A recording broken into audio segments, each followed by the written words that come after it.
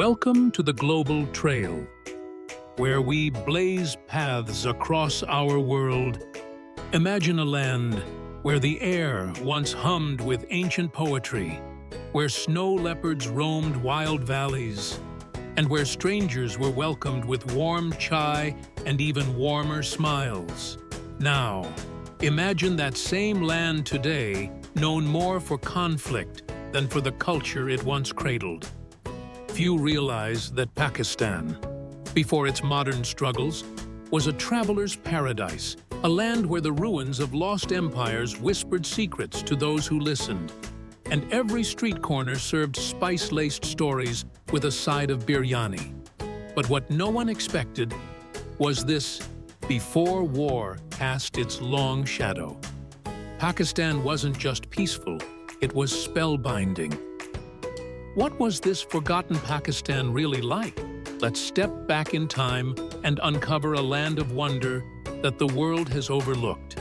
Before headlines and hardship, before the world narrowed its gaze on turmoil, Pakistan was a mosaic of awe stitched together by mountain myths, bustling bazaars, and voices that sang to the soul. From the icy crowns of the Karakoram to the gold-threaded lehengas of a wedding in Lahore. This was a nation alive with stories, not stories of struggle but of spirit, color, kindness, and celebration. At the Global Trail, we believe that every place has a past worth rediscovering. And Pakistan's past, it's nothing short of extraordinary. So today, we're not chasing headlines, we're chasing legends. We're walking through valleys once lit by poetry, across markets where brass and laughter intertwined, into homes where strangers became family over a shared meal. This isn't just a travel story, it's a journey into a hidden chapter of human beauty and resilience. And it all begins now. What if elegance wasn't just worn, but inherited in the northern valleys of Pakistan? Grace walks quietly in sandals, wrapped in embroidered shawls older than memory. The women of this land don't just reflect beauty, they carry centuries of heritage in every thread they wear. From the vibrant dupattas of Punjabi markets to the soft woolen layers hand-dyed in Hunza. Their fashion speaks louder than words ever could. Their eyes piercing, poetic mirror the stories of empires and revolutions.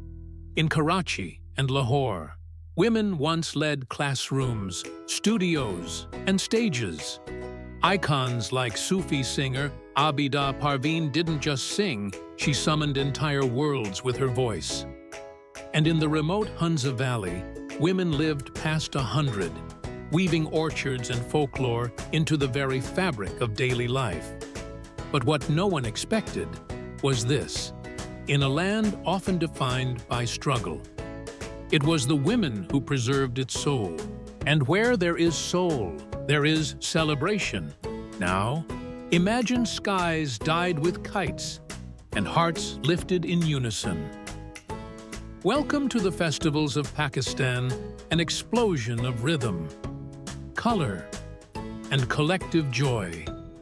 At the Wagah border, precision marches turn patriotism into theater. In Lahore during Basant, thousands of kites rise in a dance of freedom, their tails painting springtime in mid-air. Deep in the highlands, the Shandur Polo Festival unfolds atop the world's highest polo ground, not just a sport, but a cultural roar against silence. Down in the cities, Eid al-Fitr and Eid al-Adha blend prayer and laughter, feast and forgiveness, across alleys glowing with lanterns and spice. These festivals once pulsed freely, untouched by fear. They were Pakistan's heartbeat, measured not in conflict, but in chorus.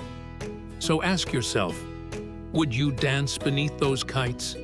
Would you listen to a land before the world told you what it was? Because up next, we're not just tasting food. We're eating history. one spice at a time. A nation that cooked with soul from street food to sacred landscapes. Can a single spoonful tell the story of a civilization in Pakistan? Every dish is a history lesson written in spice. The moment biryani hits the plate steaming, jeweled with saffron, laced with cardamom and clove, you're not just eating, you're traveling. Through ancient trade routes, through Mughal kitchens, through memories served on banana leaves and silver trays. Start your morning with nihari, a stew so rich it practically hums.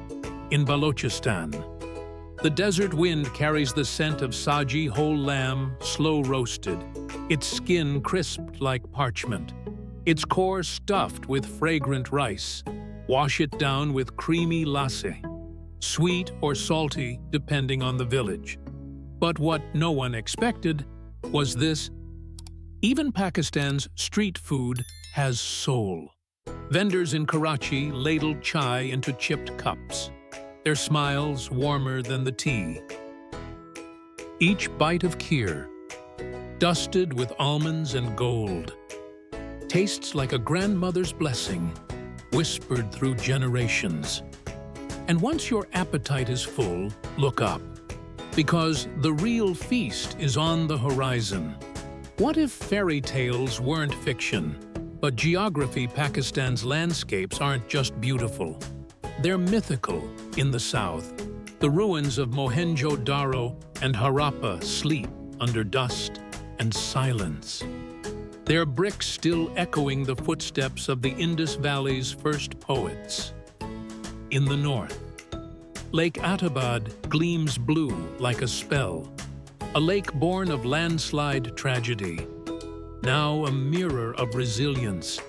But then, there's Fairy Meadows, a place so surreal that even the mountains pause. Nestled beneath Nanga Parbat, it's said to be touched by celestial beings. Campers speak in whispers there, not out of fear, but reverence. And the desert Derawar fort rises like a mirage, 40 bastions guarding stories no one dares write down. Along the legendary Karakoram Highway, once part of the Silk Road, each bend holds a rumor of an ancient caravan, each tunnel a secret passage between worlds. These are not just places, they are characters, alive, watching, waiting for us to listen. So would you wander through legends? Because next, we step into tradition's heartbeat: weddings, rituals, and a spirituality that sings beneath the skin of daily life. Weddings, faith, and daily rituals, the spiritual heartbeat of a forgotten Pakistan. What if a wedding wasn't just a ceremony, but a living museum of love in Pakistan? Weddings unfold like epic poems, days-long celebrations drenched in saffron, sequins, and song, where every ritual whispers the legacy of generations. It begins with the mendi, where the bride's hands bloom with henna, each swirl a coded wish for joy. Laughter spills like marigold petals as women sing age-old ballads, their voices echoing through candlelit courtyards. Then comes the Barat, a jubilant parade led by the groom, who might arrive on a horse or in a rose-draped car, flanked by dancing cousins and clashing drums. But what no one expected was this: even the jewelry tells stories. The bride's bangles chime like prayers, her mangtika resting on her brow, once adorned queens, and the shared rituals like sipping sweet milk or tying the bride's scarf to the groom's aren't just symbolic.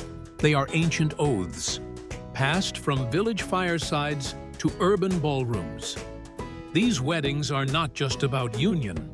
They are declarations of identity. And as the feasting ends, another rhythm begins, softer, deeper.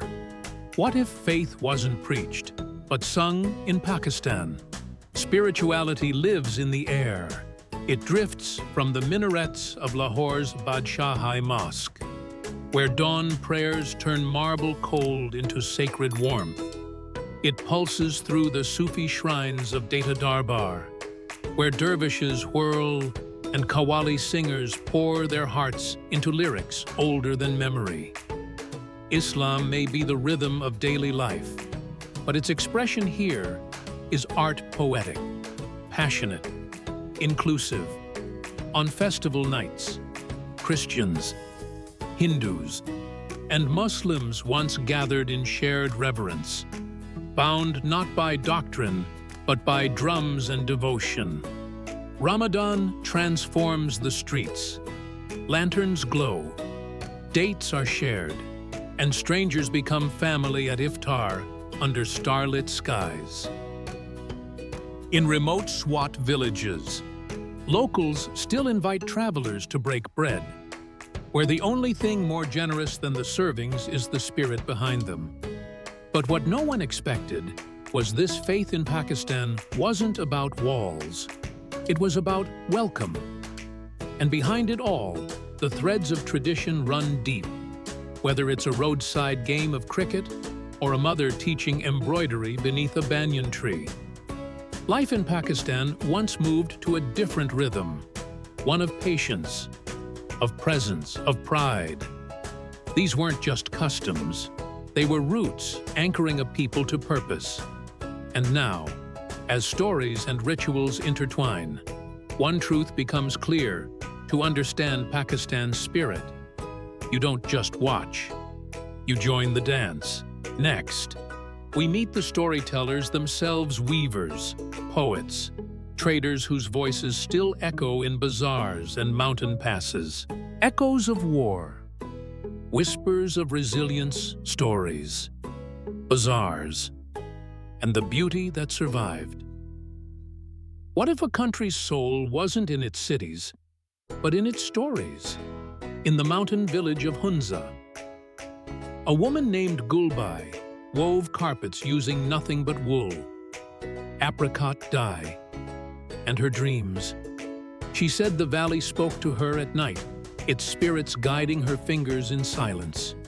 Today, her designs are legends, her technique passed from mother to daughter like a whispered inheritance. Down in Swat, the poet Kushal Khan wrote verses in Pashto so pure. Villagers still sing them at weddings, believing they bring good fortune. And along the ancient Karakoram highway, traders once calmed their camels with songs, lullabies of the Silk Road that still echo in elders' voices.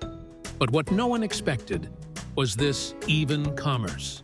In Pakistan, carried poetry, welcome to the bazaars, living theaters of trade and tradition. In Lahore's Anarkali, every alley breathes perfume and purpose. Silk shawls shimmer like moonlight. Brass lamps flicker with the echoes of empires. Tailors measure not just fabric, but family stories. Bargaining here isn't a transaction, it's a ritual, often sealed with shared chai and laughter. In Peshawar's Kissa Kwani, the street of storytellers, vendors hawk sandals and spices alongside folk tales. A single turmeric stain might trace back to a caravan lost in the desert, or a grandmother's recipe. These markets are more than places to buy. They're where memory is sold by the ounce.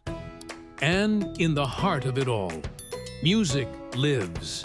At Sufi shrines, Qawwali singers blend voice, tabla, and harmonium into crescendos that shake the soul.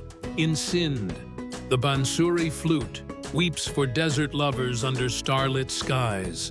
Truck art turns vehicles into moving poems, verses of love, loss, and longing painted in peacock blues and neon pinks. Pakistan's melodies weren't just heard. They were felt deeply, collectively, endlessly. But then came the silence. What happens to a land of celebration when war whispers through its valleys?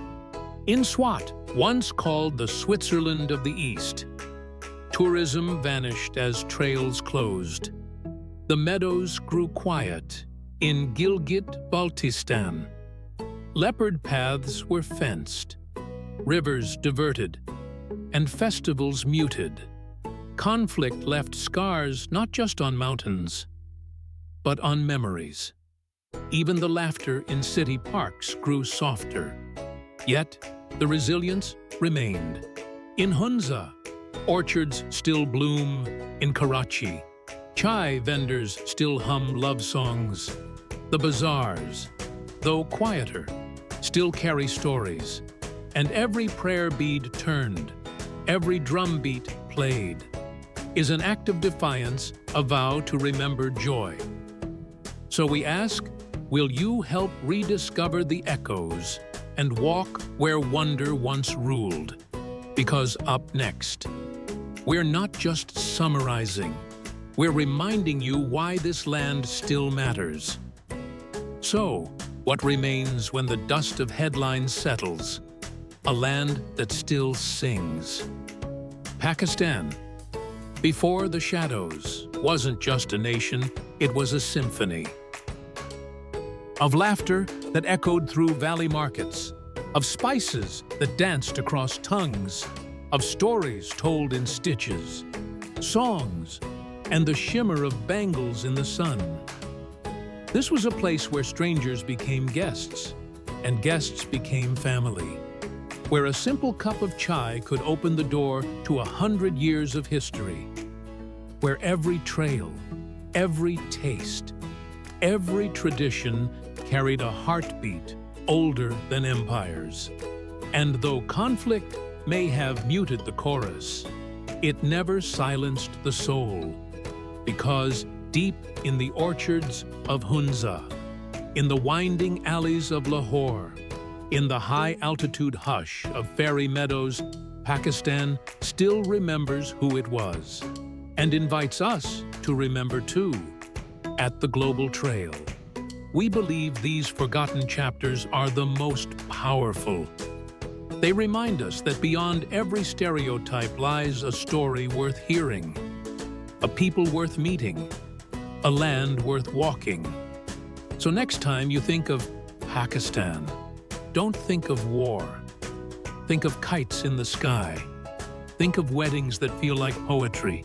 Think of the warmth that waits at the end of every trail. Because the story isn't over. It's just waiting for you to follow. Thanks for journeying with the Global Trail. If this glimpse into Pakistan's hidden soul moved, you don't keep it to yourself. Would you blaze this trail with us? Comment Trailblazer below if you felt the magic of this forgotten Pakistan. And tell us, where should the Global Trail head next? Maybe a place where handcuffs cost less than a coffee. Don't forget to like, subscribe, and ring the bell so you never miss the next untold story. We've got paths to follow and legends to uncover. The Global Trail, blazing paths across our world. See you on the next trail.